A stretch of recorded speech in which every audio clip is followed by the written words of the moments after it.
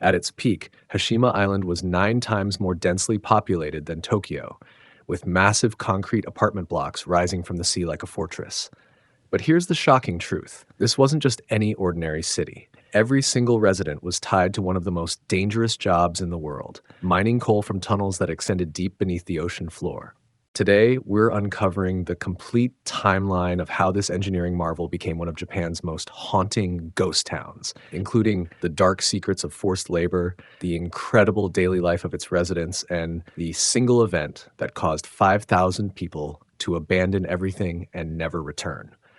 But before we dive in, consider hitting that like and subscribe button if you haven't already. Your support means we can continue producing these highly researched videos to help you learn something new or pass the time. Also, let us know where you're watching from and what time it is. We'd love to hear from you.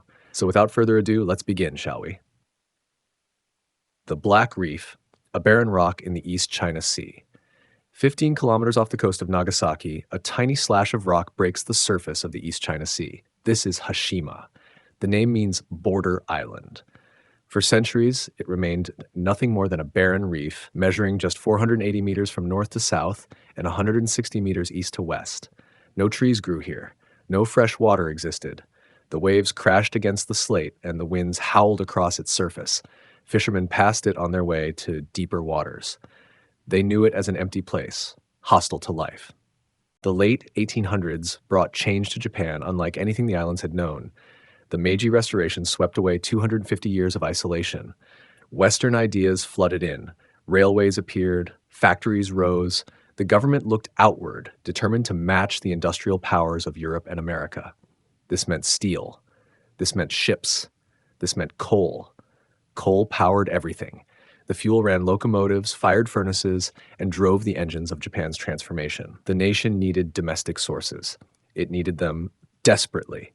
Every ton of coal meant one less shipment from abroad, one less drain on the treasury. The search intensified across the home islands. Surveyors fanned out. They examined mountainsides and coastal regions. They looked for the black seams that would power the future. In this climate of urgent need, one company stood ready to seize opportunity. Mitsubishi had begun as a shipping concern in 1870. Its founder, Yataro Iwasaki, possessed both ambition and timing. He understood that industrial growth required vertical integration. His company needed coal for its ships. Rather than buy fuel, why not mine it? The logic was simple. The execution would prove revolutionary. Around 1810, someone discovered coal on Hashima. Small-scale mining followed, but the operation remained primitive. Workers dug by hand. They extracted what they could from surface deposits. The reef offered little comfort and less infrastructure. No one imagined the transformation ahead. By 1870, mining operations on Hashima intensified. The coal here was special. Geologists identified it as high-grade coking coal, essential for steel production. The seam ran deep, extending beneath the sea floor. This presented both opportunity and challenge. Accessing underwater coal required new techniques, greater investment, and considerable risk. In 1883, the local feudal lord, Sonrokuro Nabeshima, recognized the reef's potential. He modernized operations where he could. But the scale remained small. The technology lagged. What Hashima needed was capital, expertise, and the willingness to think beyond traditional mining. Mitsubishi watched. The company already operated the Takashima coal mine nearby. That facility had taught them about undersea extraction. They understood the difficulties. They also understood the rewards. In 1890, Mitsubishi purchased Hashima for 100,000 yen. In today's currency, that equals roughly 2 billion yen. It was a substantial wager on a barren rock. The purchase marked the end of Hashima's obscurity. Mitsubishi engineers arrived. They brought plans for vertical shafts, for land reclamation, for structures that would defy the typhoons. They envisioned not just a mine, but a complete industrial settlement. The reef would become a fortress. The fortress would become a city, and the city would extract wealth from the depths of the sea. Japan's rush toward modernity found a symbol in this unlikely place. A rock that had known only seabirds and spray would soon house thousands. The transformation had begun. The submarine coal discovery and the first shaft. Mitsubishi's engineers faced an unusual problem. The coal lay directly beneath the tiny island. This meant mining would be entirely vertical and submarine. Traditional horizontal tunnels wouldn't work here. The company would have to sink shafts straight down through the rock, then follow the coal seams as they angled beneath the seafloor. The first major challenge was understanding the geology. The coal bed extended far beyond the island's footprint. It stretched outward under the ocean in multiple directions. The seam was steep, angling between 40 and 60 degrees in places. This made machinery difficult to install and created constant danger. Gravity worked against the miners. Tools and coal alike wanted to slide. In 1887, Mitsubishi began serious infrastructure development. They needed a proper shaft. The first vertical mine opened that year, marking Hashima's evolution from small-scale operation to industrial facility. Workers dug through solid rock, but they carved out a passage that would eventually reach over 600 meters below sea level. At that depth, the galleries would extend more than a kilometer beneath the ocean. The coal itself proved exceptional. Laboratory analysis confirmed it as premium coking coal. Low in ash and sulfur, it burned hot and clean. Steelmakers prized this quality. When heated in the absence of oxygen, this coal produced coke, the essential fuel for blast furnaces. Every steel mill in Japan wanted Hashima coal. Demand guaranteed profit. Profit justified the extraordinary expense of deep-sea mining. But the coal also presented hazards. It had a high gas content. Methane accumulated in the galleries. The coal tended to pulverize, creating explosive dust. Spontaneous combustion was a constant risk. One spark could trigger disaster. The depth and heat made everything worse. Temperatures in the galleries reached 30 to 36 degrees Celsius. Humidity stayed near 90%. Miners worked in conditions that tested human endurance. The first shaft required constant pumping. Water seeped through cracks in the rock. The ocean pressed against every surface. Mitsubishi installed steam-powered pumps. They ran continuously. A mechanical failure could flood the mine within hours. The entire operation balanced on the edge of catastrophe. Despite these difficulties, production began. The first coal came up in 1891. It wasn't much at first. The infrastructure remained incomplete. The workforce was small, but the system worked. Coal traveled from the seam to the surface by mechanical hoist. From there, it moved to storage areas, then onto ships. The cycle established itself. Between 1890 and 1914, Mitsubishi focused on expansion. They accelerated production from initial tons to between 100,000 and 200,000 tons annually. This meant more shafts. By the early 1900s, they had opened a second vertical shaft. Eventually, there would be 4 main shafts. One would actually connect Hashima to a neighboring island through an underwater gallery. The workforce grew accordingly. Miners came from the mainland. They brought families. The rock that had housed no one now needed to accommodate hundreds, then thousands. Housing became urgent. The island measured only 6.3 hectares. Space was the ultimate constraint. Mitsubishi's solution was vertical. If they couldn't build outward, they would build upward. But first, they needed to protect what little land existed. Typhoons regularly battered the reef. Storm surges could sweep away anything not anchored in stone. The company embarked on an ambitious plan. They would ring the entire island with a massive seawall. Construction began in the late 1890s. Workers hauled stone, they mixed concrete, they built a barrier designed to withstand the worst the ocean could offer. The wall rose in stages. Over the years, it would be reinforced and heightened. By the time it finished, the seawall stood 15 meters tall in places. It transformed Hashima's profile. From a distance, the fortified silhouette resembled a warship. Inside this protective ring, Mitsubishi reclaimed land. They filled in areas around the original reef. 6 separate reclamation projects would eventually triple the island's size. Each expansion meant more room for buildings, more housing for workers, more space for the infrastructure of coal production. The first miners lived in wooden barracks. Conditions were harsh. Salt air rotted everything. Typhoons destroyed what the salt didn't corrode. Fire was a constant threat. Dense wooden structures packed with people and lit by candles represented disaster waiting to happen. Mitsubishi needed a better solution. The answer would arrive in 1916. But before that, the mine continued to grow. The shafts went deeper. The galleries extended farther beneath the seabed. Production increased year by year. Hashima was fulfilling its promise. The barren reef had become an industrial engine, and this was only the beginning. The concrete jungle rises, building the world's first modern fortress city. By 1916, Hashima faced a crisis of space. The mine's success created its own problem. More coal meant more workers. More workers meant more families. More families required housing that simply didn't exist. The island measured barely larger than a city block. Every square meter counted. Traditional construction wouldn't work. Wood rotted too quickly in the salt air. Typhoons demolished anything that wasn't massively reinforced. The island needed buildings that could resist wind, waves, and weather. They needed to house the maximum number of people in the minimum space, and they needed to last. Mitsubishi's engineers proposed something unprecedented. They would build Japan's first large-scale reinforced concrete apartment block. Not just concrete, but reinforced with steel bars embedded throughout. This technique was still relatively new worldwide. In Japan, it barely existed outside a few experimental structures, but the engineers believed it would work. Construction began on what would become Building 30. The structure rose 7 stories. For 1916, this was extraordinary. Most Japanese lived in single-story wooden homes. The idea of vertical living was foreign, even disturbing. But on Hashima, there was no choice. Up was the only direction available. The building's design considered the environment. Thick concrete walls resisted the salt and moisture.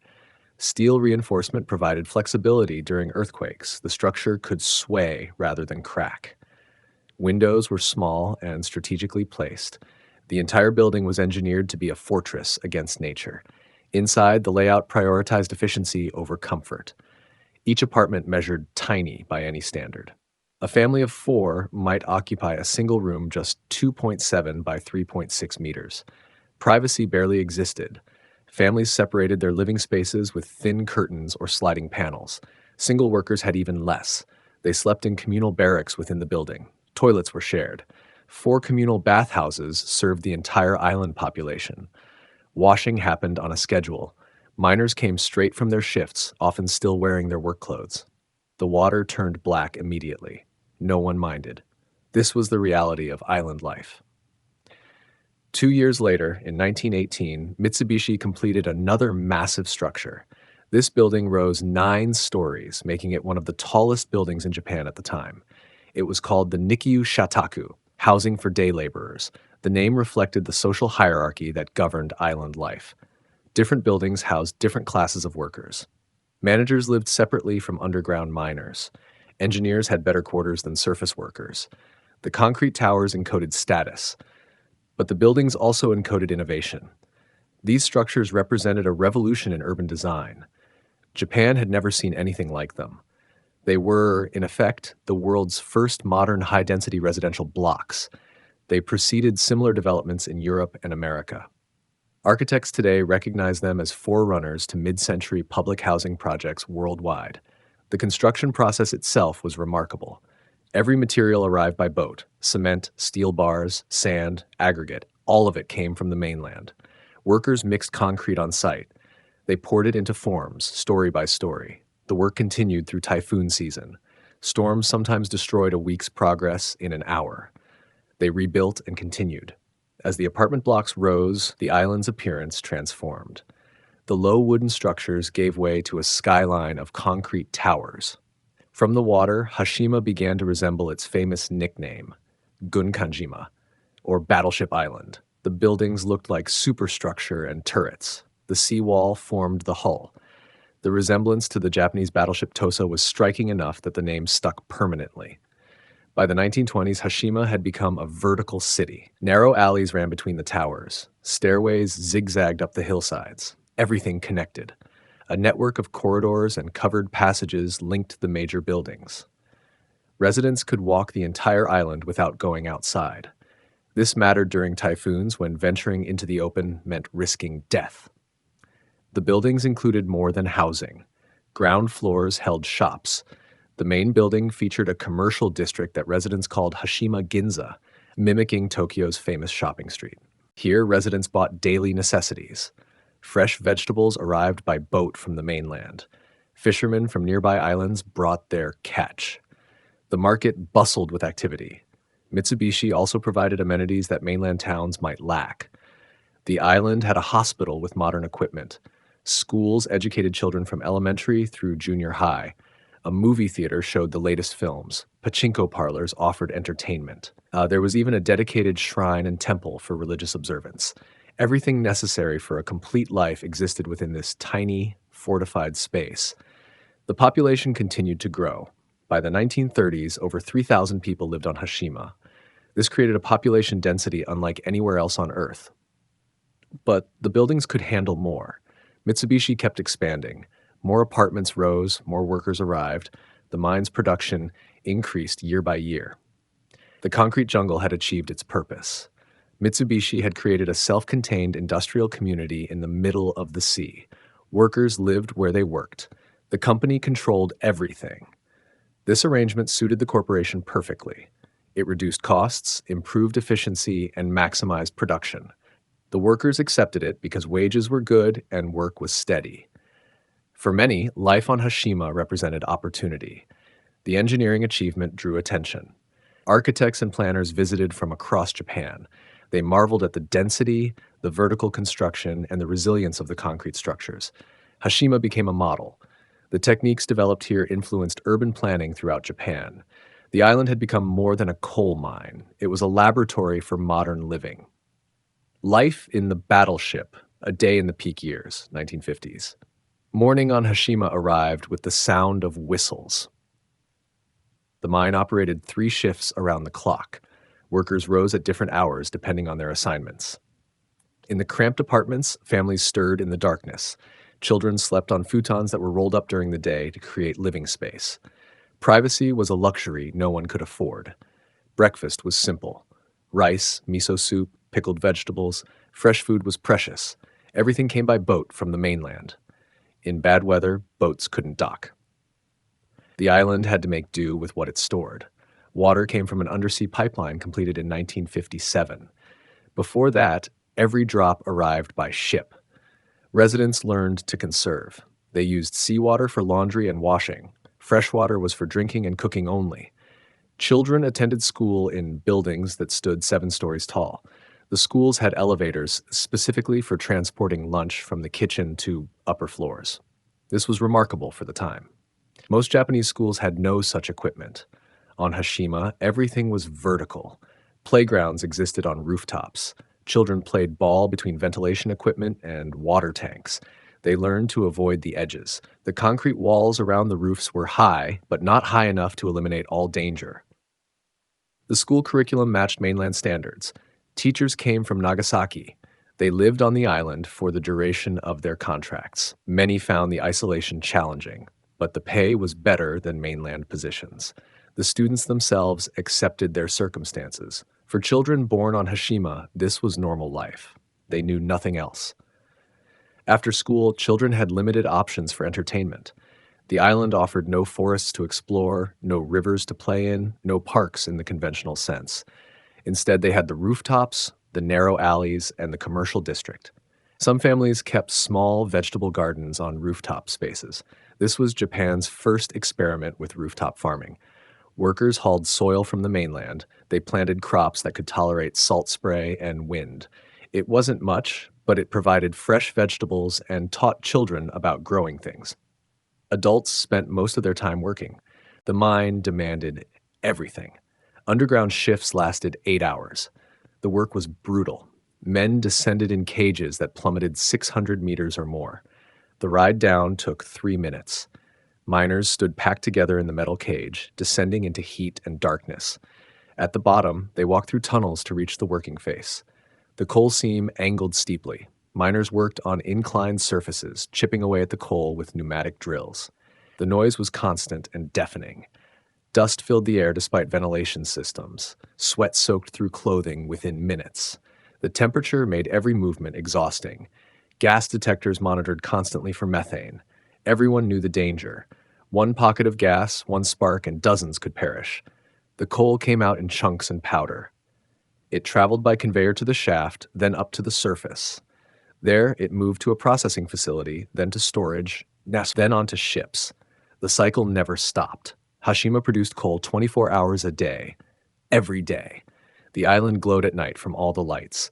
Author Suin Emi, visiting in 1933, compared it to the Palace of the Dragon King from Japanese folklore. He wrote that it looked like a floating department store. After their shifts, miners went directly to the bathhouse. There was no point in going home first. They were filthy. The bathhouses were communal and crowded.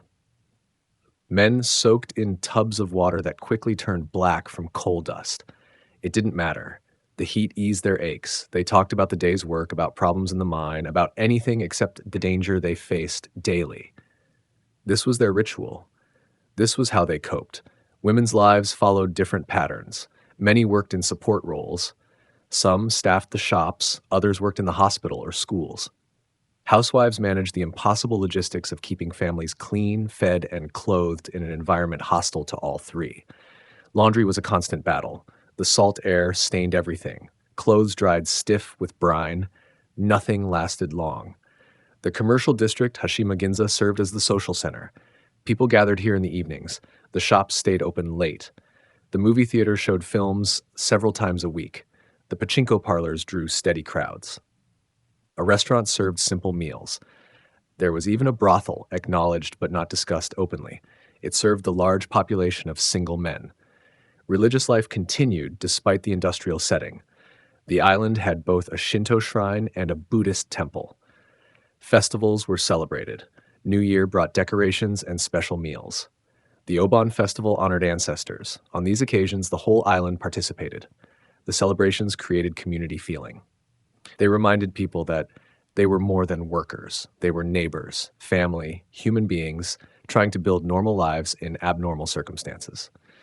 The 1950s represented Hashima's peak years. Production remained strong. The population continued to grow. By 1959, over 5,200 people lived here. The density was staggering. For the residential district alone, the population density reached 1,391 people per hectare. This made Hashima the most densely populated place on Earth. No city, no slum, no other human settlement came close. Yet people persisted. They married, had children, celebrated birthdays, and mourned losses. Life happened here just as it happened anywhere. The concrete walls contained not just workers, but a complete society. Teachers, doctors, shopkeepers, miners, clerks, children, all of them making a life on this tiny fortress in the sea. Evenings brought relative quiet. The mine never stopped, but the residential areas settled down. Families ate dinner in their small spaces. Radios played. Later, televisions appeared. By the 1960s, nearly every family on Hashima owned a television. The penetration rate was 100%, compared to just 8% on the mainland. This was another mark of prosperity. Miners earned good wages. They could afford luxuries. But comfort was relative. The apartments remained tiny. A family of 4 in a single room. Noise traveled through thin walls. The smell of cooking filled the corridors. The close quarters forced cooperation. Neighbors knew everything about each other. Privacy was impossible. Social pressure enforced behavior. Everyone watched everyone. Gossip could make life unbearable. Still, memories from this era carry warmth. Former residents speak of community, of knowing everyone, of looking out for neighbors. The isolation created bonds. The shared hardship generated solidarity. People helped each other because they had no choice.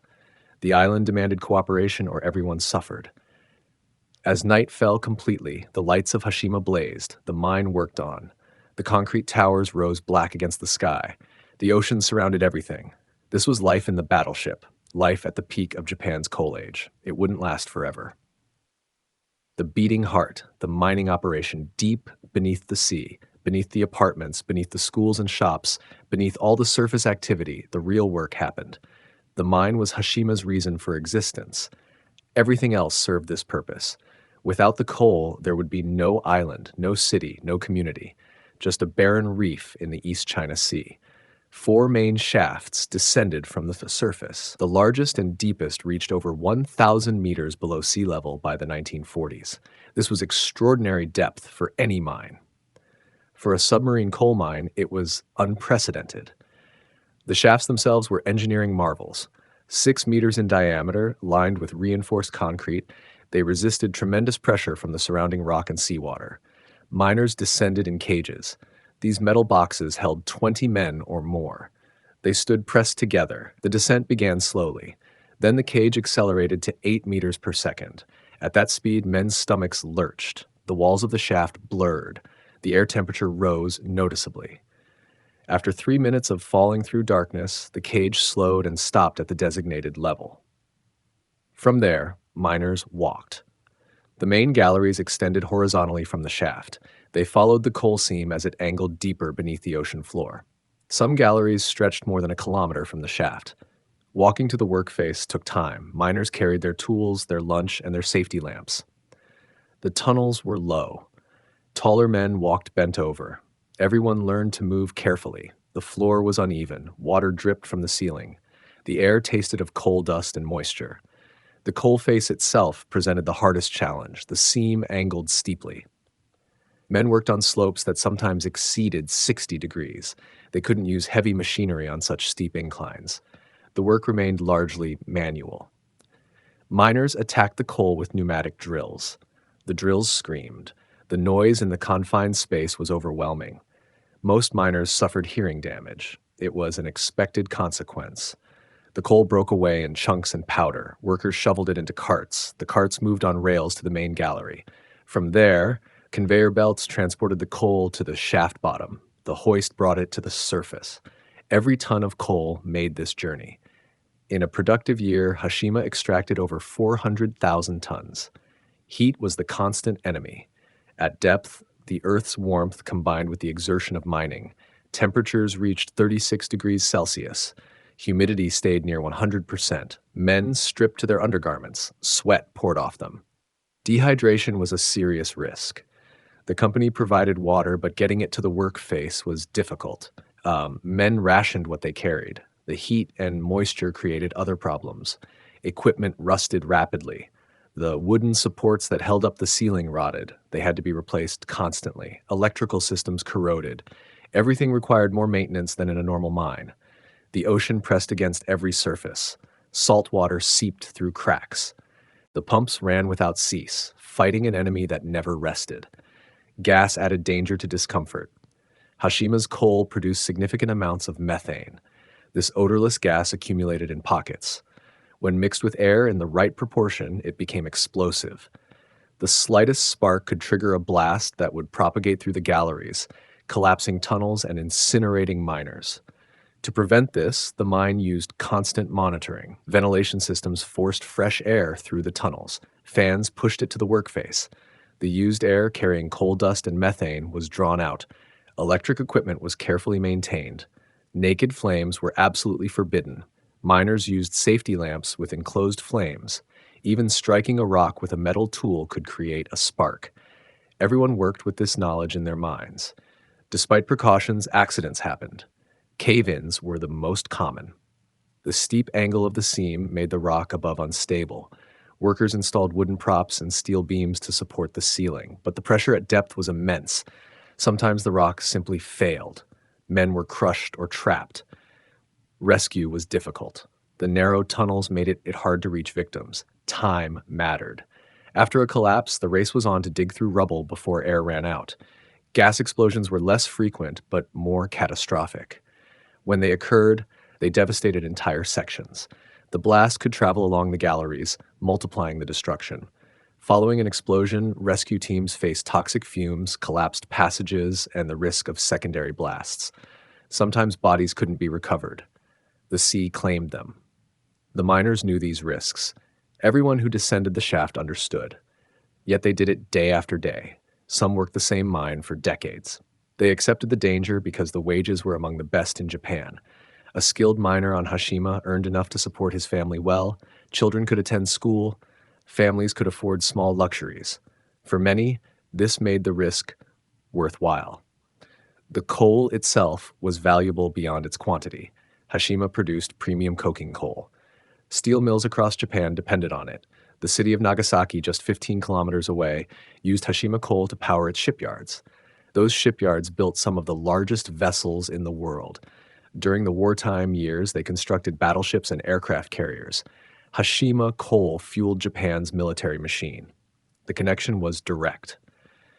Without this island, the industrial capacity would have suffered. Production continued through all conditions. Typhoons raged above. The mine kept working. National holidays came and went. The mine kept working. The operation ran 3 shifts, 24 hours a day, 365 days a year. Men descended. Men worked. Men brought coal to the surface. The cycle never broke. By the 1960s, mechanization increased. Mitsubishi installed more sophisticated equipment. Conveyor systems improved. Drilling machines became more powerful. Yet the basic reality remained unchanged. Men still worked at steep angles in heat and humidity. They still breathed coal dust. They still faced the danger of collapse and explosion. Technology could assist, but it couldn't eliminate the human element. Mining required men willing to descend into darkness and extract wealth from beneath the sea. This was the beating heart of Hashima. Not the apartments above, not the shops or schools. The mine was everything. It justified the island's existence. It paid for the concrete towers. It supported the families. It powered the ships in Nagasaki harbor. The coal flowing from these tunnels drove Japan's industrial expansion. Every ton mattered. Every day mattered. And beneath it all, men worked in conditions that tested the limits of endurance. A society in miniature, schools, shops, and shrines. Hashima was more than a mine with housing attached. It was a complete society compressed into 6.3 hectares. Everything a person needed existed here. Education, healthcare, commerce, entertainment, religion, all of it functioned within the concrete walls. The island had to be self-sufficient. The mainland was only 15 kilometers away, but storms could cut off access for days. The community needed to sustain itself. The school system was surprisingly robust. Hashima Elementary School opened in 1893, just 3 years after Mitsubishi bought the island. The company understood that workers with families needed education for their children. Without a school, families wouldn't come. The early school was small, but it grew with the population. By the 1930s, the school occupied a large building. It had regular classrooms, a sewing room for girls, and a science classroom. Teachers came from the mainland, recruited by Mitsubishi and the local government. The pay was better than comparable positions elsewhere. This helped attract qualified instructors despite the island's isolation. The curriculum matched national standards. Students studied the same subjects as their mainland counterparts: mathematics, science, Japanese language and literature, history, geography. All the core subjects appeared. Physical education happened on the rooftop playgrounds. Music classes made use of whatever instruments could be brought to the island. Former students remember their time with mixed feelings. The education was solid, teachers were dedicated, but the environment was confining.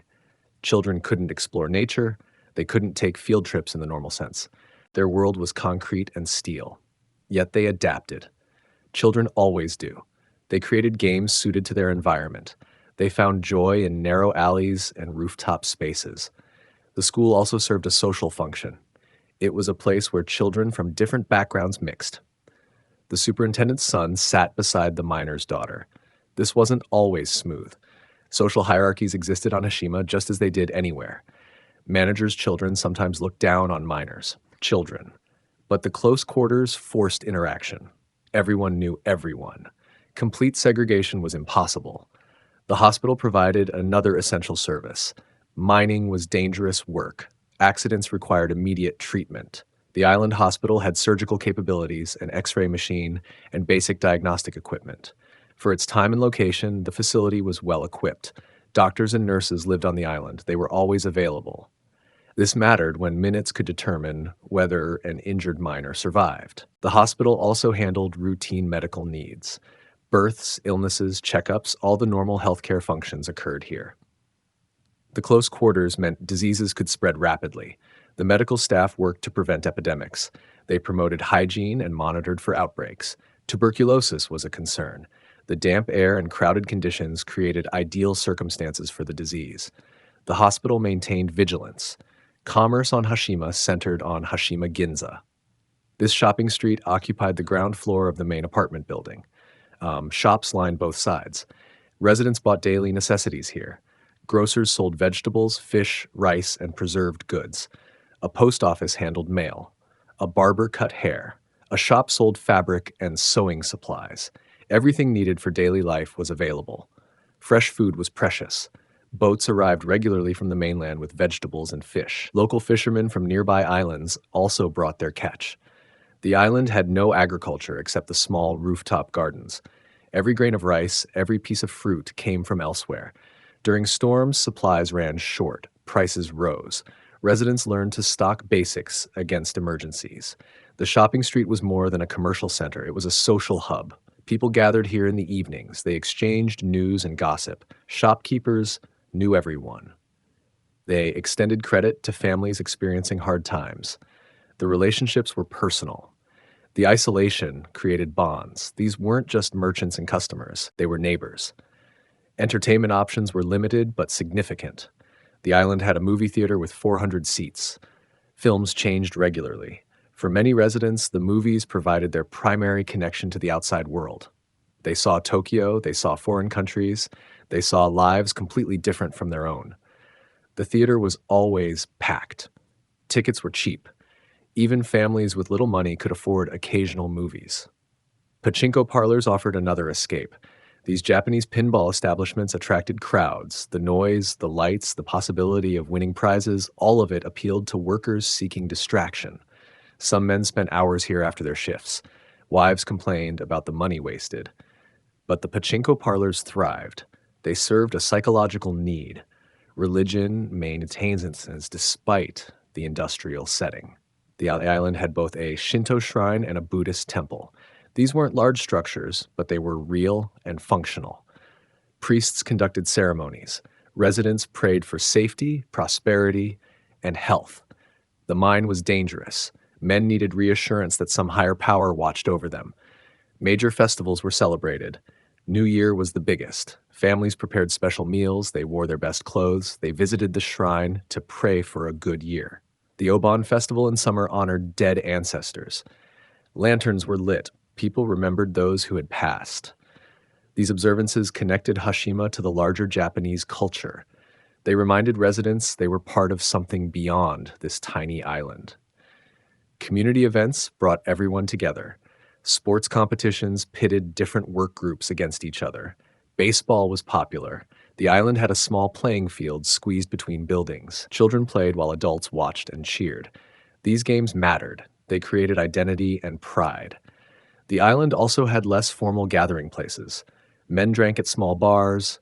They complained about work, discussed politics, and argued about baseball. These establishments were rough. Fights sometimes broke out, but they served a function. They allowed tension to dissipate. Men could be themselves without the constraints of work or family. There was also a brothel. This wasn't advertised, but everyone knew it existed. Single men far from home had needs. The women who worked there were part of the island's economy. They were accepted, if not openly discussed. This was practical reality. Morality had to accommodate circumstances. What emerged on Hashima was a complete social ecosystem. Every human need found some accommodation. Education, health, commerce, entertainment, religion, and social interaction all existed in compressed form. The island was a society in miniature. It had its own rhythms, its own hierarchies, its own character. Former residents speak of strong community bonds. They remember knowing everyone.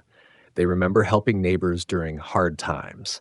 The isolation created solidarity. People depended on each other. Social pressure enforced cooperation. Those who couldn't get along found life difficult, but most people adapted. They learned to live in close quarters. They learned to find joy in small things. This was the human side of Hashima. Behind the statistics about coal production and population density were real people living real lives. They raised children, fell in love, worked hard, and sought meaning. They created a functioning society in one of the most unlikely places on Earth, and for decades it worked. The Dark Shadow, the wartime era and forced labor. The 1930s brought change to Japan. Militarism rose, the army gained power, the government pursued expansion on the Asian mainland. This required resources. Steel, ships, weapons, all of it demanded coal. Hashima's production became strategic. The mine no longer just served commercial interests, it served the war machine. As conflict intensified, Japan's labor force shrank.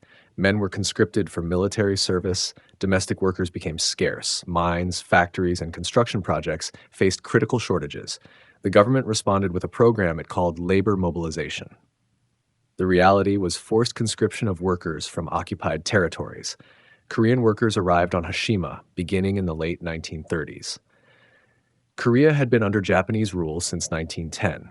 Initially, some Koreans came voluntarily, seeking wages that exceeded what they could earn at home. But as the war progressed, the system became coercive.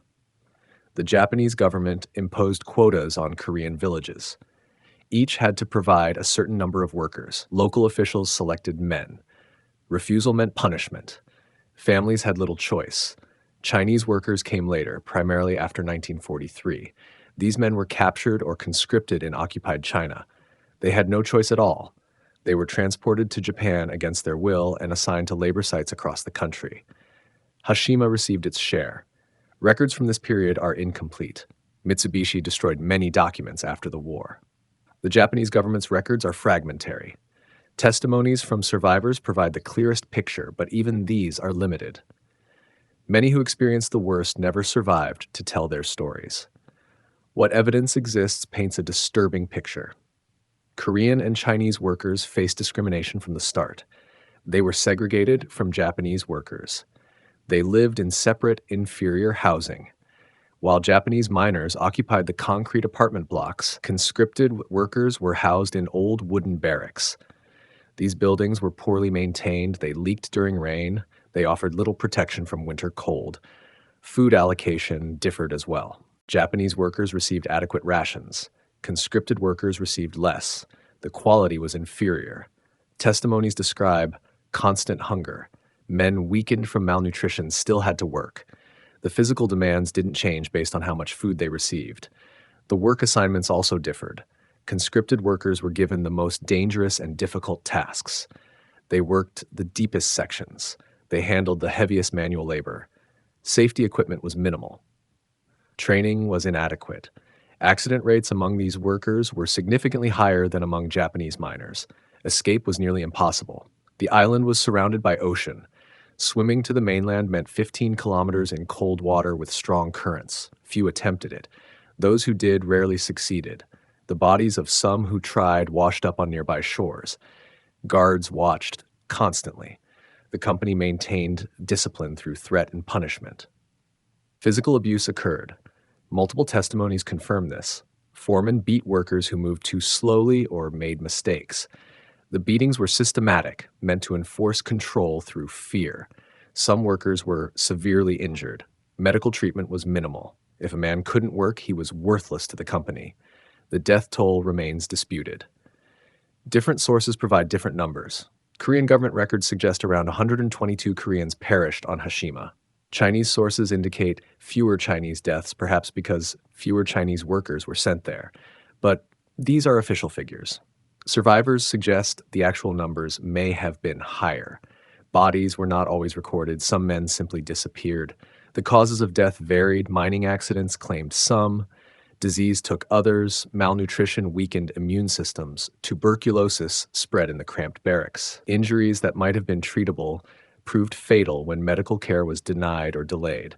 Some men worked until their bodies gave out. One survivor, Su Jong-woo, described his time on Hashima in testimony recorded decades later. He spoke of 12-hour shifts in extreme heat. He described being beaten for resting. He remembered men collapsing from exhaustion and being dragged back to work. His testimony aligns with others. The pattern is consistent. Another testimony comes from a Chinese survivor who described arriving at Hashima after being captured. He was given no choice in his assignment. He worked in the deepest sections of the mine. He saw men expire from heat and overwork. He survived only because the war ended before his body gave out completely. Japanese workers on the island during this period had varying degrees of awareness.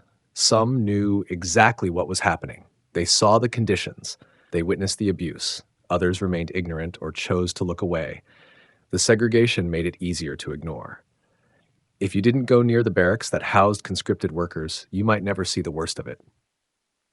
The war ended in August 1945. The forced labor system collapsed immediately. Conscripted workers were freed. Many were sick, malnourished, and traumatized. Repatriation took time. Some Korean workers remained on Hashima for months after the surrender.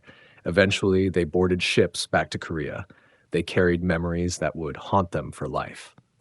The Chinese workers faced a similar process. They were sent home when transport became available. Many arrived in China to find their families scattered or eliminated. The war had destroyed everything. Hashima was just one small part of their suffering. Mitsubishi never formally acknowledged the conditions during this period. In the immediate post-war years, focus was on rebuilding. Questions about wartime labor practices were set aside. The company resumed operations. Hashima returned to coal production. The forced labor era became something people didn't discuss. For decades, this dark chapter remained largely hidden. Japanese textbooks barely mentioned it. Official histories glossed over the details. Former Japanese residents of Hashima often claimed ignorance. They spoke of the island as a place of community and prosperity. The suffering of Korean and Chinese workers didn't fit that narrative, but survivors kept their memories. They passed down testimonies to their children. Korean and Chinese governments documented what they could. Human rights organizations pressed for acknowledgement. Slowly, the truth emerged. In 2015, when Hashima became part of a UNESCO World Heritage Site, the issue exploded into controversy. South Korea and China objected to the designation. They argued that honoring a site of forced labor was inappropriate. Japan ultimately agreed to acknowledge that Koreans and others were brought against their will and forced to work under harsh conditions at some of the sites, including Hashima. This acknowledgement was significant but limited. It didn't include specific apologies. It didn't address compensation. For many survivors and their descendants, it wasn't enough. The debate continues. The wartime period on Hashima represents a profound moral stain. The island was both a symbol of industrial achievement and a site of exploitation and suffering. These two realities coexisted. They cannot be separated. Any complete history of Hashima must include both the prosperity of Japanese workers and the agony of conscripted laborers. The concrete towers that housed families also sheltered a system of forced labor. The coal that powered Japan's industry was extracted partly through coercion and abuse. The community that former Japanese residents remember fondly existed alongside barracks where men lived in fear and hunger. This complexity is difficult to hold. It's easier to focus on one narrative or the other, but historical truth requires acknowledging both. Hashima was a place where people built lives and raised families. It was also a place where some people were worked to the point of death. Both things are true. The post-war peak, the most densely populated place on Earth. After Japan's surrender in 1945, the occupation forces under General MacArthur dismantled the military-industrial complex. Mitsubishi was split into smaller companies. The conglomerates that had powered the war machine were broken up. But coal was still needed. The country had to rebuild. Factories needed fuel. Homes needed heat. The demand for coal actually increased. Hashima resumed full operation quickly. The forced labor system was gone. Workers now came voluntarily, drawn by wages that exceeded mainland opportunities. The mine modernized. New equipment arrived. Production capacity expanded. The 1950s brought prosperity that exceeded even the pre-war years. The population climbed steadily. By 1955, over 4,000 people lived on Hashima. 4 years later, in 1959, the number peaked at 5,259 residents. This figure seems modest until you consider the island's size. Those 5,259 people occupied 6.3 hectares. Most lived in the residential district, which covered just 3.76 hectares. The mathematics of density are startling. The residential area housed 1,391 people per hectare. This translates to approximately 139 people per square kilometer. No other place on Earth approached this density. Even the most crowded urban slums in Calcutta or Manila had lower densities. Hashima held the world record. It still does. No place has ever exceeded the peak density of Hashima's residential district. Living at this density required adaptation. Space was the ultimate luxury, and almost no one had it. A typical apartment measured just 10 square meters for an entire family. 4 people lived in a space smaller than many modern bathrooms. Furniture was minimal, futons rolled up during the day, meals were eaten sitting on the floor, storage barely existed.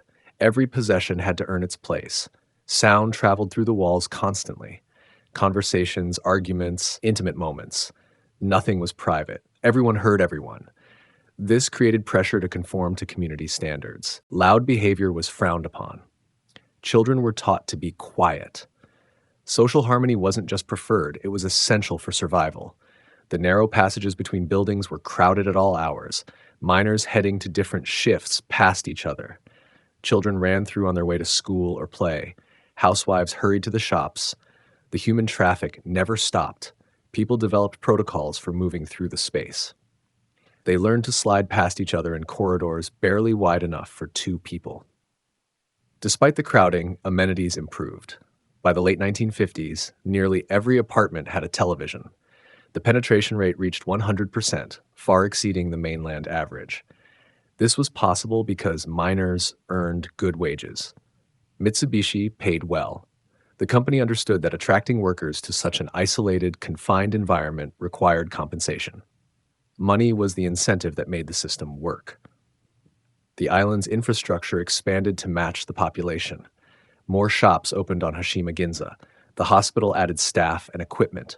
The schools enrolled hundreds of children. The movie theater showed films every night to packed audiences. The pachinko parlors multiplied.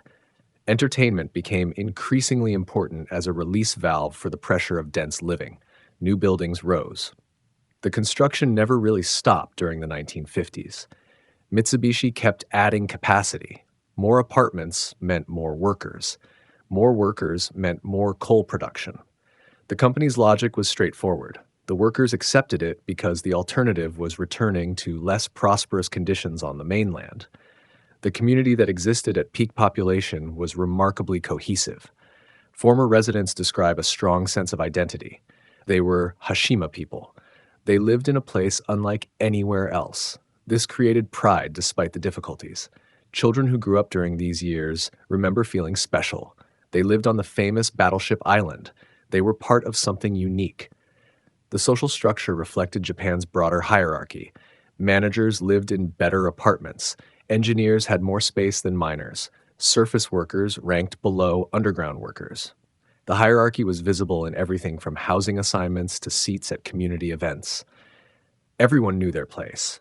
The system maintained order through clear stratification. But the density also forced mixing. The superintendent's family lived in the same building as miners' families. Children from all backgrounds attended the same school. The shops served everyone. The bathhouses were communal. Complete social segregation was impossible. The wealthy and the working class shared the same elevators and stairways. Women's experiences during this peak period deserve particular attention. Most were housewives. Their work was essential, but often overlooked. Managing a household in such confined space required skill and endless labor. They cooked on minimal equipment. They cleaned in apartments that accumulated dirt and moisture constantly. They raised children in environments that offered little room for childhood. Some women worked outside the home. They staffed shops, worked in the hospital, or taught in schools. These women juggled employment with household responsibilities. The island's compact layout helped. Everything was close. A woman could finish her shift at the hospital and be home in 5 minutes. But the workload was still immense. Children growing up at peak population developed a unique culture. They invented games suited to their environment. They explored every corner of the island. They knew every alley, every stairway, every rooftop. The island was their entire world. Many never visited the mainland until they were teenagers. Hashima was normal. It was only when they left that they realized how unusual their upbringing had been. The mine's production during these years reached extraordinary levels. Over 400,000 tons of coal came up annually. The operation ran smoothly. Safety improved with better equipment and procedures. Accidents still occurred, but less frequently than in earlier decades. The system had been refined through decades of experience. Mitsubishi profited enormously. The company's investment in Hashima paid off many times over. The coal fueled Japan's post-war industrial boom. The shipyards in Nagasaki depended on it. The steel mills needed it. The entire regional economy connected to Hashima's production. The tiny island punched far above its weight economically. But the peak contained the seeds of decline. Even as Hashima reached maximum density, the foundation was shifting. Japan's energy policy was changing. The government looked toward alternatives to domestic coal. Oil was cheaper and more efficient. The international market favored imported fuel over domestic extraction. The economics that sustained Hashima were about to collapse. In 1959, at the moment of its greatest population and prosperity, Hashima stood on a precipice. No one knew it yet. The miners descended into the shafts, the children went to school, the shops bustled. Life continued as it had for decades, but forces beyond the island were in motion. The energy revolution was coming, and it would end everything. The energy revolution, the decline of King Coal. Throughout the 1950s, coal dominated Japan's energy sector. It powered factories, generated electricity, and fueled locomotives. The nation's industrial recovery depended on it. Domestic mines produced over 50 million tons annually. Jobs in coal mining numbered in the hundreds of thousands. The industry seemed permanent, essential, unchangeable. But technology was evolving. Oil offered advantages that coal couldn't match. It was energy-dense, easier to transport, and cleaner to burn. The Middle East had vast reserves, and international markets could provide it cheaply. As Japan's economy recovered, importing oil became increasingly attractive. The government began to reconsider its energy policy. In 1955, the Ministry of International Trade and Industry started planning what would become known as the Energy Revolution. The term wasn't dramatic. It described a deliberate, calculated shift from coal to petroleum. The ministry published projections showing that oil would gradually replace coal as Japan's primary energy source. The question wasn't if, but when. The first effects appeared in the late 1950s. Industrial customers started switching to oil-fired boilers. Power plants converted from coal to petroleum. The change happened gradually, but the trend was clear. Coal demand began to flatten, then decline. Domestic mines felt the pressure immediately. Mitsubishi watched these developments carefully. The company had diversified beyond coal. It had interests in shipping, manufacturing, and finance. Coal was important, but not existential.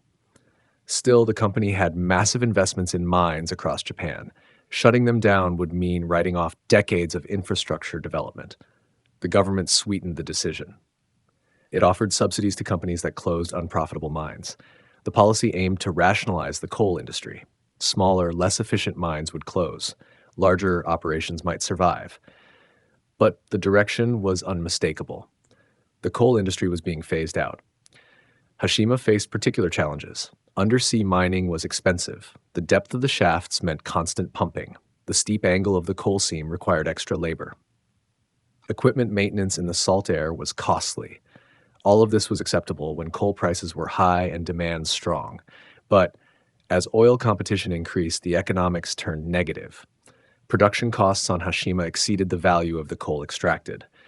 Mitsubishi could buy coal from other sources for less than it cost to mine it here. The only reason to continue was momentum. The infrastructure existed, the workers were in place, change was difficult. But eventually, the numbers would force action. Throughout the 1960s, Hashima's production declined. The mine didn't close suddenly. Instead, Mitsubishi reduced operations gradually. Fewer shafts operated. Work crews shrank. The company stopped hiring. When miners retired or left for other jobs, they weren't replaced. The population began to drop. By 1965, fewer than 4,000 people remained on Hashima. Apartments emptied. Some buildings became partially vacant. The bustling energy of the peak years faded. Shops on Hashima Ginza saw fewer customers. The movie theater had empty seats. The island began to feel different. The sense of crowded vitality gave way to something else. Not quite abandonment, but a sense of winding down. Workers saw the signs. They understood what was coming. The question wasn't whether Hashima would close, but when. This knowledge affected morale. Why invest in a place with no future? Families started planning their departure. Younger workers left first. They could find jobs elsewhere. Older miners stayed because they had fewer options. But everyone understood the ending was approaching. Mitsubishi maintained operations partly out of obligation. Thousands of people lived on Hashima. They had jobs, homes, and lives built around the mine. The company couldn't just abandon them. Corporate responsibility and public relations both demanded a managed transition, but the company also needed to minimize losses. Every year, Hashima operated in the red cost money. In 1970, Mitsubishi made the decision Hashima would close. The date was set for early 1974. This gave residents time to make arrangements. The company would help with relocation. Workers would receive severance. Housing assistance would be available on the mainland. Mitsubishi tried to make the transition as smooth as possible. The announcement hit hard despite being expected. When you know something will end but don't know when, you can pretend it won't happen. The announcement made it real. Families had to decide where to go. Miners had to find new work. Children would have to change schools. Everything familiar would disappear. Some workers left immediately. Why wait 3 more years? They found jobs in other industries. Japan's economy was booming. Work existed for those willing to move. But leaving Hashima meant leaving the only home many had known. For children born on the island, it meant leaving their entire world. The population dropped faster after the announcement. By 1972, fewer than 2,000 people remained. The island felt hollow. Buildings that once housed dozens of families held only a few. Schools combined classes. The hospital saw fewer patients. Hashima Ginza had empty shops. The movie theater closed. The pachinko parlors shut down. The community infrastructure collapsed as the population declined. The final 2 years had a melancholy quality. Everyone remaining knew these were the last days. There was a sense of witnessing the end of an era. People took photographs. They held farewell parties. Neighbors promised to stay in touch. Some did. Most didn't. The bonds formed in extreme density didn't always survive the return to normal living. The mine continued operating until the very end. Coal came up until the last day. Mitsubishi extracted every ton it could. The final production figures were modest compared to peak years, but the mine never stopped. It operated until the moment it closed. The energy revolution that doomed Hashima was national policy. It wasn't about one island or one mine. Japan deliberately chose to shift from coal to oil. The decision was rational. It served the country's economic interests, but it destroyed communities like Hashima. The people who had powered Japan's industrial rise were discarded when they were no longer needed. This pattern repeated across Japan's coal fields. Mines closed throughout the 1960s and 1970s. Mining towns emptied, workers scattered. An entire way of life disappeared within a generation. Hashima was just the most dramatic example. Its complete abandonment made the loss visible in a way that gradual decline didn't. By 1973, the end was near. Just a few hundred residents remained. They were mostly workers needed to manage the closure. Engineers oversaw the shutdown of equipment. Administrators handled the final paperwork. A skeleton crew kept the essential services running. But Hashima as a living community was already gone. What remained was the ghost of what had been. The Last Boat, the mass exodus of 1974. The final months on Hashima had a strange quality. The island was still inhabited, but it no longer felt alive. Buildings stood mostly empty. The schools had closed. The hospital had minimal staff. The shops on Hashima Ginza were shuttered. Just a few hundred people remained, and most were there only to manage the closure. Mitsubishi organized the exodus carefully. Families left in stages throughout 1973. Each departure was logged. The company arranged transportation. Boats carried furniture, possessions, and people to the mainland. Nagasaki received them. The city helped find housing and schools. The transition was orderly, but it was still painful. Children struggled most. Hashima was all they knew. The mainland was alien. Cities seemed impossibly large. Space was disorienting. One former resident described the shock of seeing trees for the first time. Another remembered being frightened by the openness of the sky without buildings closing it in. The adjustment took months. Adults faced different challenges. Miners needed new careers. The coal industry was dying across Japan. Former Hashima workers scattered to different cities and industries. Some found work in construction. Others moved into manufacturing. A few lucky ones landed jobs with other Mitsubishi divisions. But most had to start over in midlife. Housing was another issue. On Hashima, Mitsubishi provided apartments. On the mainland, workers needed to find their own. Rent consumed a large portion of earnings. Space was expensive. Many families ended up in housing smaller than what they'd left, despite paying for it themselves.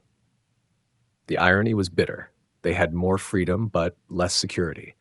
The community that had bound them together dissolved. On Hashima, everyone knew everyone. Your neighbors were also your coworkers. Children played with classmates who lived upstairs. The density had created intimacy. On the mainland, that vanished. Neighbors were strangers. Former Hashima residents lost touch. The bonds couldn't survive dispersal. Some tried to maintain connections. A few families settled in the same neighborhoods. They visited each other. They shared memories. But most drifted apart. Life moved on. New jobs, new schools, new concerns replaced old patterns. Within a few years, the Hashima community existed only in memory. The last workers stayed through December 1973. They were essential staff. Engineers monitored the equipment. Maintenance workers kept the pumps running. Administrators handled the final paperwork. The mine had officially closed in November. No more coal came up. But the machinery couldn't simply be abandoned. It had to be shut down properly. The pumps presented the biggest challenge. For over 80 years, they had kept water out of the mine. If they stopped, the galleries would flood within days. Mitsubishi had to decide what to do. Running the pumps forever wasn't practical, but flooding the mine created environmental risks. Eventually, they chose to let it flood. The mine would fill with seawater. The galleries would become underwater tombs. The last residents prepared to leave in early 1974. They packed their final belongings. They walked through empty buildings one last time. Some carved their names on walls. Others took photographs. Everyone felt the weight of closure. This wasn't just leaving a job. It was leaving a world. On April 20th, 1974, the final boat departed. The exact number of passengers isn't recorded. Perhaps 20 or 30 people. They were the absolute last. Engineers who shut down the final systems, administrators who locked the last doors, company representatives who verified everything was secure. The boat pulled away from the pier. The passengers watched Hashima recede. The concrete towers stood silent. No lights shone from the windows. No smoke rose from the buildings. The island was empty. For the first time in 84 years, no human beings lived there. The silence that descended was absolute. For 8 decades, Hashima had hummed with activity. Machinery ran constantly. Miners shouted to each other over the noise of drills. Children played in the alleys. Shops buzzed with commerce. Life happened here with unusual intensity. Now all of that stopped instantly. The buildings remained. The seawall stood firm. The concrete apartments looked exactly as they had the day before. But without people, they became something else. They transformed from homes into ruins. The transition happened overnight. One day, Hashima was a city. The next day, it was a ghost town. Mitsubishi locked the gates, but didn't destroy anything. The company simply walked away. The cost of demolition would have been substantial. The concrete structures were built to last. Removing them would require more effort than anyone wanted to invest. Instead, they left everything standing. The island became a sealed time capsule. Former residents scattered across Japan. Some settled in Nagasaki, others moved to Tokyo, Osaka, or other major cities. They built new lives, they found new jobs. Their children adjusted to mainland schools. Most succeeded. The skills learned on Hashima transferred. Hard work, discipline, and adaptability served them well. But many carried memories they couldn't shake. The density, the community, the shared purpose, these things had shaped them. Mainland life felt empty by comparison. You could go days without talking to your neighbors. No one knew your business. The freedom was also isolation. Some former residents missed the closeness they'd left behind. Others felt relief. They had more space. Their children could play in real parks. They could walk more than a few hundred meters without retracing their steps. The mainland offered opportunities Hashima never could. They embraced their new circumstances and didn't look back. Children who left Hashima before age 10 often forgot most of it. Their memories blurred. The island became dreamlike, impossible. They remembered fragments, a rooftop playground, the sound of the ferry horn, the taste of fish from the market. But the coherent experience faded. They became mainlanders fully. Those who left as teenagers or adults remembered everything. They could draw maps of the island from memory. They knew every building, every alley, every shop. The place was imprinted on them permanently. Some felt pride. They had lived somewhere unique. Others felt sadness. They had lost something irreplaceable. Mitsubishi moved on quickly. The company had many other operations. Hashima was a small piece of a vast empire. The closure was noted in reports. The financial impact was assessed. Then attention shifted elsewhere. The island became a line item in historical records. Former glory, now irrelevant. The coal in the mine wasn't exhausted. Substantial reserves remained below, but economics made them worthless. The cost of extraction exceeded the value of the fuel. The coal would stay underground forever. Seawater filled the galleries, the pumps fell silent. The ocean reclaimed what had been taken from it. Local fishermen passed Hashima on their way to fishing grounds. They saw the empty buildings. Some had worked there in their youth. Others had sold fish at the market. All of them remembered when the island thrived. Now it was just concrete and silence, a monument to industrial ambition and economic obsolescence. The 1970s were Japan's economic miracle years. The nation became a manufacturing powerhouse. Electronics, automobiles, and ships poured out of Japanese factories. The economy grew at stunning rates. Prosperity spread widely. But this success was built partly on the shift away from coal. Hashima and places like it paid the price for progress. For a few years after closure, Hashima remained in public awareness.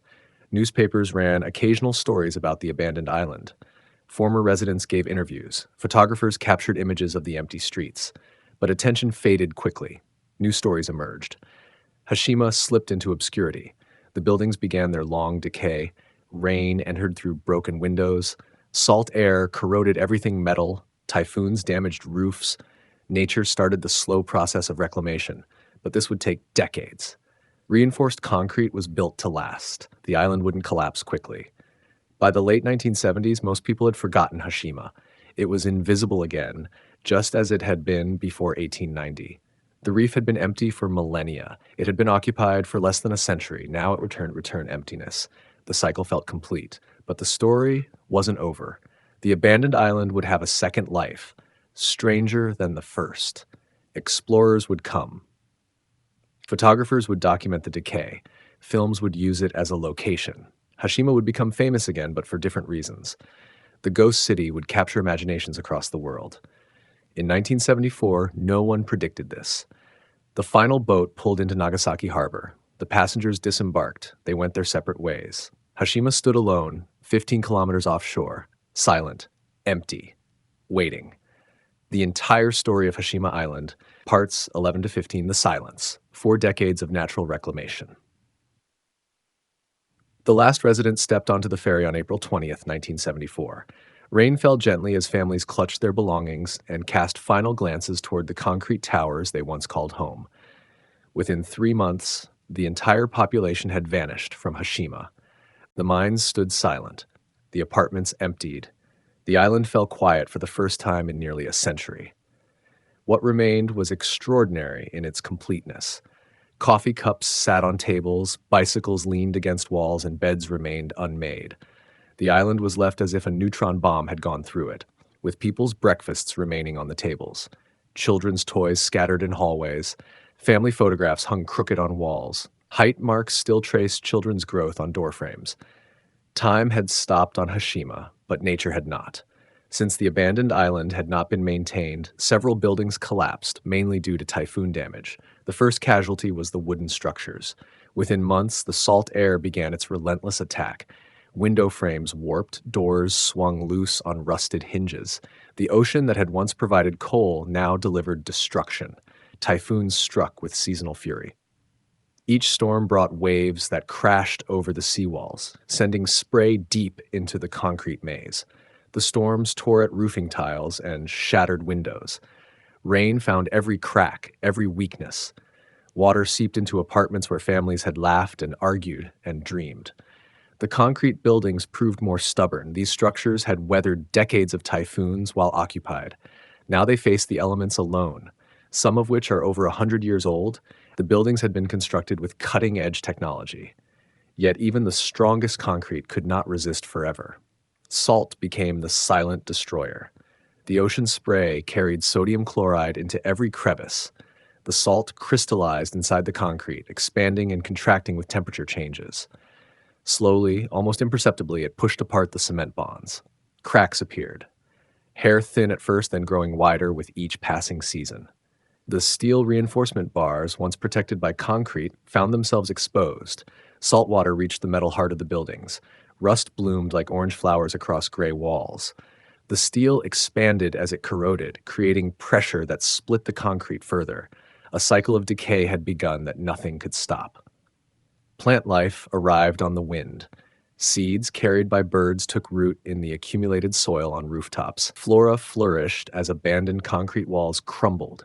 Weeds pushed through cracks in staircases. Vines crept up exterior walls, their roots widening gaps in the mortar. Trees began growing from apartment balconies, their roots reaching deep into the building's structure. The transformation accelerated with each passing year. Whole sections of buildings collapsed during particularly violent storms.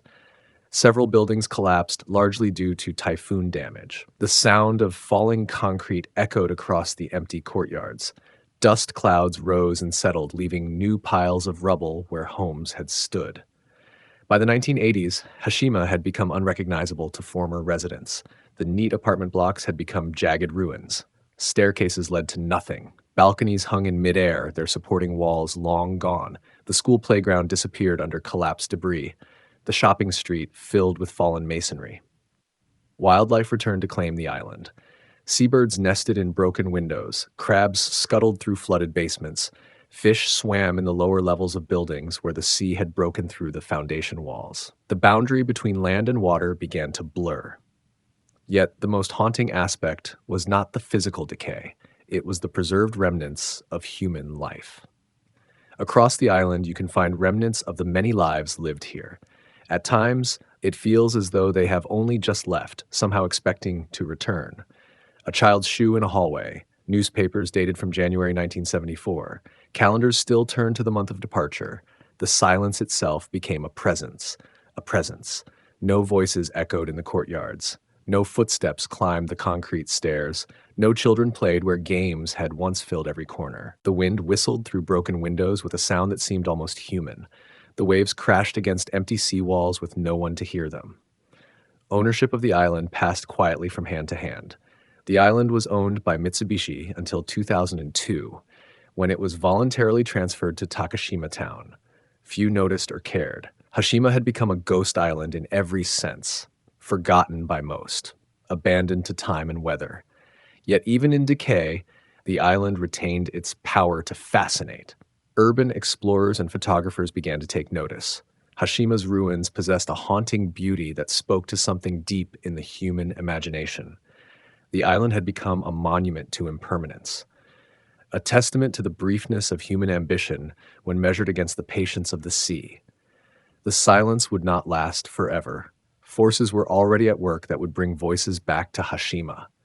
But for 35 years, the island belonged to the wind and waves. It became a place where time moved differently, where the past felt more real than the present, where the ghosts of 5,000 lives lingered in empty rooms, waiting for someone to remember their stories. The pop culture resurrection, from obscurity to Battleship Island. The first explorers arrived like modern pirates, drawn by rumors of a lost city floating in the East China Sea.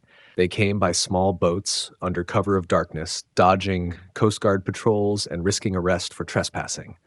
These urban explorers carried cameras instead of swords, seeking images rather than treasure. In 2002, Swedish filmmaker Thomas Nordenstad visited the island with Dodoko, a Japanese man who grew up on Hashima.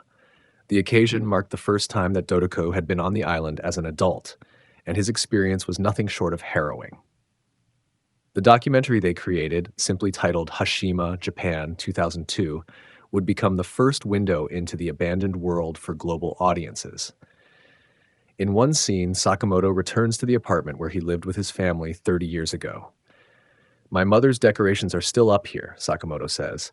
A few seconds later, he finds the marks on the walls that recorded his sister's height through the years. The film captured something profound about time and memory.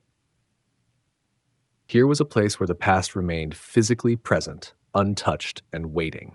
The images from Nordenstad's expedition began to circulate among photography circles. Here was urban decay on an unprecedented scale. An entire city preserved in abandonment. The photographs showed concrete skyscrapers surrounded by ocean, their windows like empty eyes staring across the waves, staircases that led to sky, rooms where typhoons had become the only visitors. Word spread through the underground networks of ruin enthusiasts. Forums buzzed with discussions of this mysterious Japanese island. The name Gunkanjima entered the vocabulary of urban explorers worldwide. Getting to Hashima became a holy grail for photographers seeking the ultimate abandoned location. During the 2009 Mexican Photography Festival Foto Septiembre, Mexican photographers Guillaume Corpart Muller and John Smith, along with Venezuelan photographer Ragnar Chassin, showcased images from the island in the exhibition Pop, Density 5,000 Kilometers. The exhibition traced urban density and the rise and fall of cities around the world. Hashima had become a symbol of urban decay that transcended its specific history. Television producers took notice. In 2009, the island was featured in History Channel's Life After People, first season episode, The Bodies Left Behind, as an example of the decay of concrete buildings after only 35 years of abandonment. The show used Hashima to illustrate what would happen to human cities if people simply vanished. The island had become a laboratory for understanding impermanence. The viral spread of Hashima's imagery accelerated with the growth of internet photo sharing. High-resolution images of the ruins appeared on websites and blogs around the world. Each photograph told a story of human ambition defeated by time. The aesthetic of decay found a global audience hungry for authentic ruins in an increasingly artificial world. Then came the phone call that would change everything. Production chose to include the Hashima model after Daniel Craig met with Swedish filmmaker Thomas Nordenstad while shooting the 2011 film The Girl with the Dragon Tattoo in Stockholm. Nordenstad, who produced a short documentary on Hashima Island in 2002 entitled Hashima, recalled Craig taking extensive notes on the island at the time of the meeting. The result would be one of the most memorable villains' lairs in cinema history. External shots of the island were used in the 2012 James Bond film Skyfall. In the film, the deserted island of Bond's adversary, Silva, emerged from sea mist like a concrete battleship. The island's reputation as Battleship Island had found its perfect expression in popular culture. Skyfall only features external shots of Hashima. The scenes on the island were actually shot in a studio due to safety concerns. Yet, the impact was enormous. Millions of moviegoers worldwide now knew of this mysterious abandoned island off the coast of Japan. The image of concrete towers rising from the sea became iconic. The film's release triggered a new wave of interest in Hashima. In 2012, Hashima gained global fame when it was used as the inspiration for the villain's lair in the James Bond film Skyfall. Tourism operators in Nagasaki began fielding inquiries from visitors wanting to see the James Bond island. The fictional had made the real famous. Other filmmakers followed. The 2015 live-action Japanese films based on the manga Attack on Titan used the island for filming multiple scenes. The ruins provided a perfect backdrop for post-apocalyptic stories. Hashima's aesthetic of decay had become shorthand for the end of civilization. Yet the most controversial film was still to come. The 2017 South Korean World War II film The Battleship Island depicts a fictitious attempt by Korean forced laborers to escape the labor camp on the island. This film, unlike Skyfall, confronted the island's darker history directly. It sparked heated debates about historical memory and the responsibility of popular culture to address difficult truths. The Korean film brought unwanted attention to aspects of Hashima's past that some preferred to forget. The movie sparked controversy in Japan, where its depiction of events was criticized. The island had become a contested symbol, meaning different things to different audiences. Video games discovered Hashima as well. In Nintendo's third-person shooter series Splatoon, Hashima Island is presented partly as a stage you can battle on. The ruins provided an atmospheric battleground for virtual combat. Each new appearance in popular culture added another layer to Hashima's growing mythology. The transformation was complete. An island that had been forgotten for decades had become one of the most recognizable abandoned places on Earth. Its image appeared in documentaries, art exhibitions, video games, and blockbuster films. Hashima had achieved a kind of immortality through its representation in global media. Yet this fame came with consequences. The island's real history risked being overshadowed by its fictional representations. The complex story of industrial ambition, human suffering, and economic transformation could be reduced to mere backdrop for entertainment. The ghosts of Hashima's past found themselves competing with movie villains for attention. The resurrection through popular culture was both blessing and curse. It brought global recognition and preservation funding. But it also simplified a complex history into digestible imagery. The island had escaped obscurity, but at the cost of becoming a symbol that different groups could claim for their own purposes. UNESCO and controversy, a World Heritage dispute. The letter arrived at UNESCO headquarters in Paris with the weight of a nation's industrial pride behind it. In 2009, Japan requested to include Hashima Island, along with 22 other industrial sites, in the UNESCO World Heritage Site list. For Japan, these sites represented the remarkable story of rapid modernization that had transformed the nation from feudal isolation to industrial power in mere decades. The proposal seemed straightforward enough. The sites of Japan's Meiji Industrial Revolution, iron and steel, shipbuilding and coal mining, would showcase the technological achievements that built modern Japan. Hashima Island stood as perhaps the most dramatic example, a concrete city in the sea that had pushed the boundaries of engineering and urban planning. Yet from the moment the nomination became public, storm clouds gathered. The inclusion of Hashima in particular was condemned by the South Korean, North Korean, and Chinese governments. For these nations, Japan's industrial heritage sites told a different story, one of exploitation, suffering, and forced labor during the dark years of imperial expansion.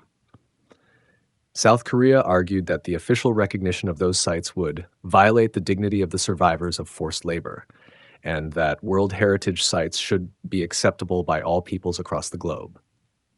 The island that symbolized Japanese industrial genius also represented Korean suffering under colonial rule.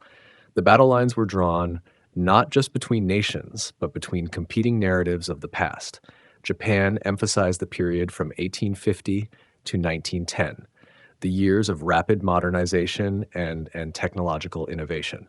7 of the 24 properties that make up Japan's proposal, carefully defined as covering the years from 1850 to 1910, later became the scene of wartime forced labor by Koreans, Chinese, and Allied POWs, a history unmentioned in the proposal. Critics pointed out that this timeline conveniently ended before the darker chapters of Japanese imperialism.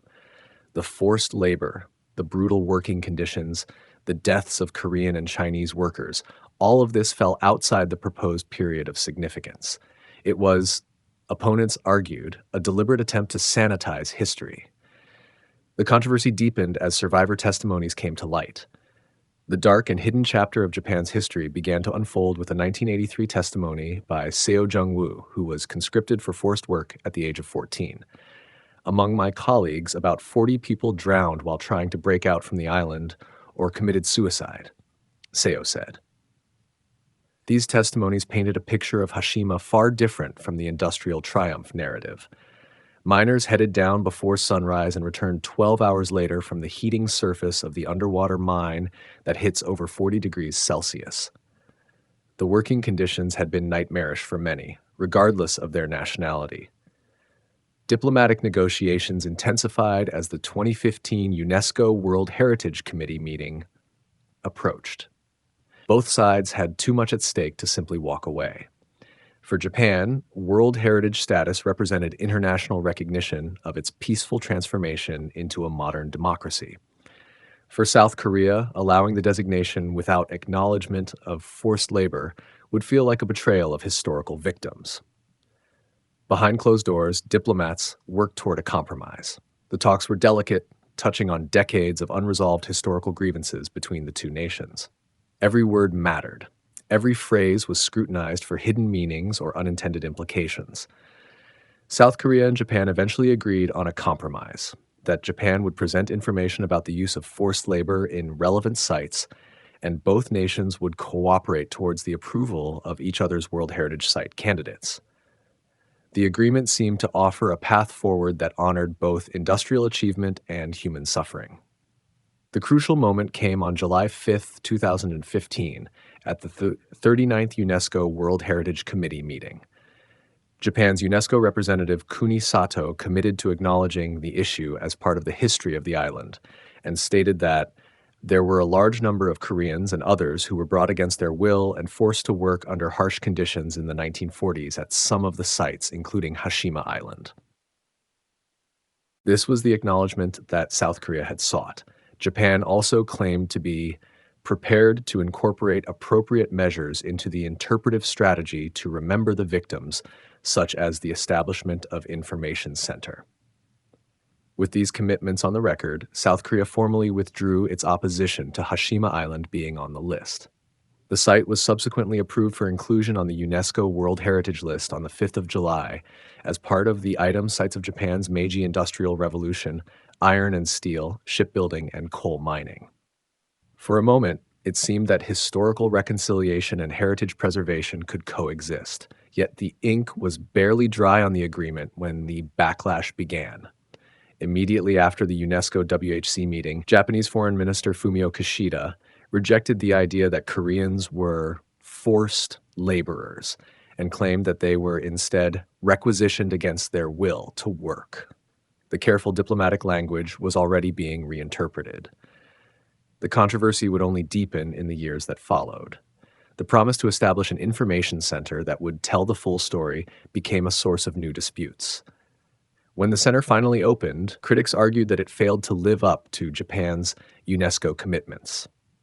The World Heritage designation had been achieved, but at a cost that no one had fully anticipated. The compromise that made the listing possible also ensured that the controversy would continue.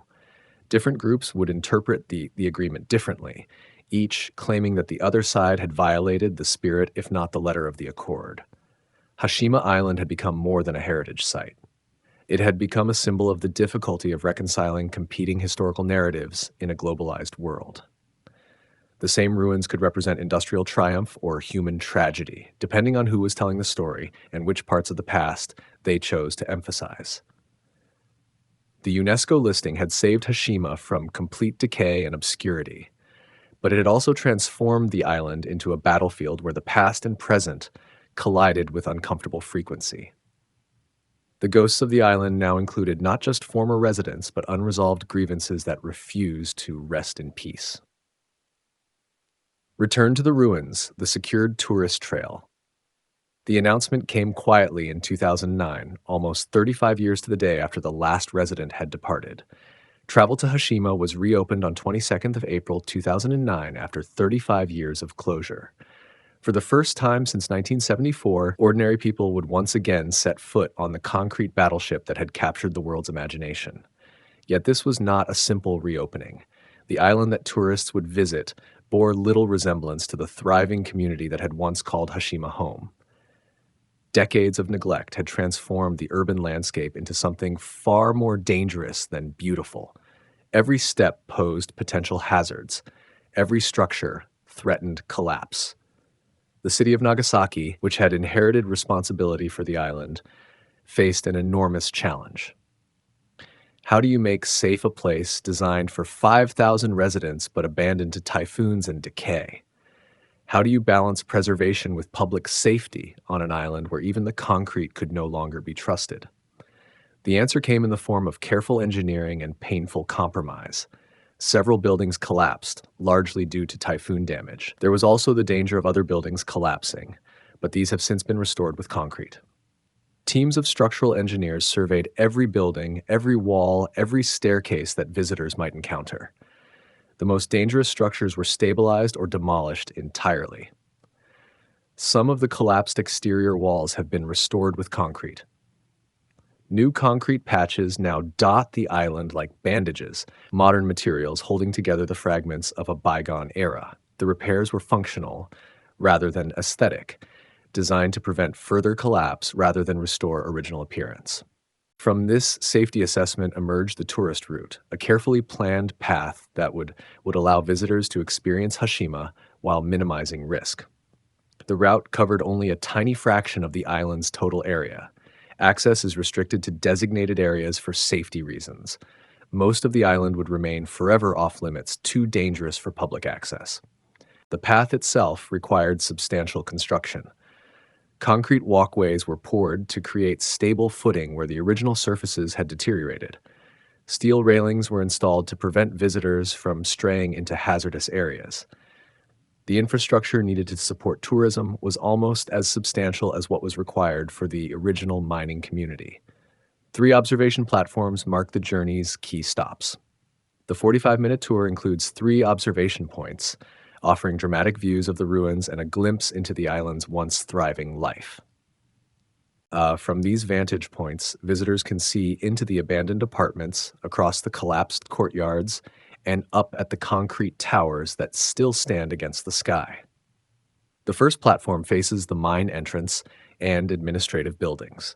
Here, guides explain the technical aspects of undersea coal mining and the engineering challenges that the miners face daily. Visitors can see the entrance to the shaft that once carried workers deep beneath the ocean floor. The second platform provides the best view of apartment building 30, Japan's first concrete high-rise apartment building, completed in 1916. This is Japan's oldest reinforced concrete apartment building, but it has decayed to the point where it could collapse at any time. The building stands as a monument to both human achievement and the inevitability of decay. The third platform offers a panoramic view of the island's residential district. From here, the scale of the abandoned community becomes clear. Visitors can see the school building, the community center, and the dense maze of apartment blocks where families once built their lives. Safety restrictions govern every aspect of the visitor experience. Visitors who are given permission must wear hard hats and have an escort from Nagasaki's city council. The hard hats are not mere formality. Loose concrete and debris can fall without warning from the deteriorating buildings above. Weather plays a crucial role in determining when visits are possible. On rare occasions, high waves prevent the tour boat from landing, in which case it circumnavigates the island instead. The same forces that once brought supplies to the island now determine when it can be safely approached. Even on calm days, the tour operates under strict time limits. Visitors must stay within the designated areas and follow their guide's instructions without deviation. Those hoping to pick their way through the rubble in Bond's footsteps or take a photo at building number 65, where Bond babe Severine meets a gruesome end, will be disappointed. The guided interpretation became as important as the physical infrastructure. Tours are primarily in Japanese, so bringing an English guidebook is recommended. The guides must balance multiple narratives: industrial achievement, urban planning innovation, and historical complexity, while keeping groups moving safely through the restricted route. The ferry journey to the island has become part of the experience itself. The journey to Hashima departs from Nagasaki port and takes about 1 hour. Before arrival, a documentary video is shown to explain the island's history. Passengers watch the concrete silhouette grow larger as they approach, much as workers and families did decades earlier. Yet the current tourist experience offers only a glimpse of what Hashima once was. Most of the buildings remained off-limits due to being unsafe and in danger of collapse. The apartment interiors where families lived, the school classrooms where children learned, the community spaces where neighbors gathered, all remain inaccessible to visitors. This inaccessibility creates both frustration and mystique. Tourists leave with tantalizing glimpses of a larger story that remains mostly hidden. They see the outlines of the past, but cannot touch its substance. The restrictions that make tourism possible also limit its emotional impact. The ethical questions surrounding dark tourism add another layer of complexity. Is it appropriate to turn a place of hardship and historical controversy into a tourist attraction? Do the visitors come to learn about history or simply to gawk at spectacular ruins? These questions have no easy answers, but they hover over every tour like the ghosts of former residents. The return of voices to Hashima marked the end of the island's period of complete silence. Yet these new voices, tourist guides, safety officials, ferry operators, speak a different language than those who once called the island home. The tourism industry has given Hashima new purpose, but whether this purpose honors or exploits its complex legacy remains an open question. The future of the past: preservation versus decay. Standing on the observation platform today, watching concrete fragments fall like snow from Building 30's deteriorating facade, visitors witness the central dilemma that will define Hashima's future. Constructed in 1916, the building has historical value as the island's oldest reinforced concrete structure. It is now in danger of completely collapsing. Each passing typhoon brings the island closer to a moment of reckoning. The question is no longer whether Hashima will decay, but whether humanity should intervene to slow that inevitable process. The island has become a testing ground for fundamental questions about preservation, memory, and our relationship with the past.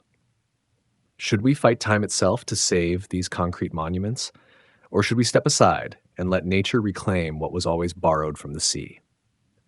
According to the Nagasaki municipal government, heavy rains caused the collapse on the building's south side on March 27th and its west side on June 11 to 12. Each storm now brings measurable destruction. The engineering reports grow more urgent with each inspection. The window for decisive action grows narrower with each passing season.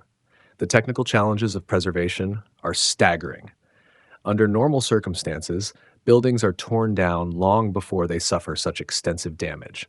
Hashima presents preservation experts with scenarios they rarely encounter, structures that have been abandoned to the elements for half a century, yet still retain enough integrity to be worth saving. The salt air that once powered the island's economy has become its greatest enemy. Corrosion attacks the steel reinforcement from within, while typhoons assault the concrete from without. Traditional preservation techniques prove inadequate against the unique combination of challenges that Hashima presents. Yet some argue that preservation misses the point entirely. They see beauty in the decay itself, power in the slow victory of nature over human ambition. For these observers, Hashima's crumbling buildings tell a more honest story than any museum could. They speak of impermanence, of the hubris of believing anything human can last forever. The cost of comprehensive preservation would be enormous, stabilizing every significant structure, protecting them from further weather damage, creating the infrastructure necessary for expanded tourism. Such efforts would require resources that dwarf the original construction budget. Is any historical site worth such an investment? The debate becomes more complex when considering what version of Hashima should be preserved. The island as it existed in 1959, at the peak of its population, the industrial infrastructure that made the mining operation possible, or the current ruins shaped by 50 years of abandonment and decay. Each choice represents a different interpretation of what makes Hashima significant. Preserving the apartment buildings emphasizes the human story of dense urban living in an extreme environment. Focusing on the mining infrastructure highlights the technological achievements that drove Japan's industrialization. Maintaining the ruins as they are celebrates the aesthetic of decay and the power of nature to reclaim human spaces. The international attention brought by UNESCO World Heritage status has created both opportunities and obligations. The designation brings funding and expertise that make large-scale preservation possible, yet it also creates expectations for public access and educational programming that may conflict with preservation goals. All other UNESCO committee members agreed that Japan did not fulfill its obligations, and efforts to mediate this are ongoing. The continuing controversy over historical interpretation adds another dimension to preservation decisions. How do you preserve a site whose very meaning remains contested? How do you present a balanced interpretation when different communities read the same ruins in fundamentally different ways? The island's role as a symbol complicates preservation efforts further. For some, saving Hashima represents Japan's commitment to honoring its industrial heritage. For others, preservation without adequate acknowledgement of forced labor becomes a form of historical whitewashing. These political dimensions influence funding decisions and shape public support for preservation efforts. Climate change adds urgency to all preservation discussions. Rising sea levels and increasingly violent storms threaten to accelerate the decay that has already claimed so much of the island. What seems like a decades-long timeline for preservation decisions may compress into years or even months if extreme weather events become more frequent. Some propose radical solutions. Create detailed digital models of the entire island before it disappears entirely. Build replica structures on the mainland that can serve educational purposes without the constraints of preserving deteriorating originals. Focus preservation efforts on select buildings that can serve as representatives of the larger story. Others advocate for minimal intervention, stabilizing the most dangerous structures to ensure visitor safety while allowing the natural process of decay to continue. This approach treats Hashima as a living monument to impermanence rather than a static museum of industrial achievement. The economic calculations prove equally complex. Tourism revenue from Hashima supports preservation efforts, but tourism also accelerates wear on the infrastructure through increased foot traffic and boat operations. The island must balance its role as an educational resource against its function as a tourist destination. Local communities add their voices to the preservation debate. Former residents and their descendants have their own relationships with Hashima's memory. Some want to see their former home preserved exactly as they remember it. Others prefer to let the island rest in peace, free from the crowds and controversies that tourism brings. The technical expertise required for Hashima's preservation extends beyond traditional architecture and engineering. The island demands specialists in marine environments, concrete chemistry, seismic stability, and typhoon resistance. It requires professionals who understand both historical preservation and structural safety in extreme conditions. Perhaps the most profound question is not whether Hashima can be saved, but whether it should be. The island's power as a symbol may derive precisely from its mortality.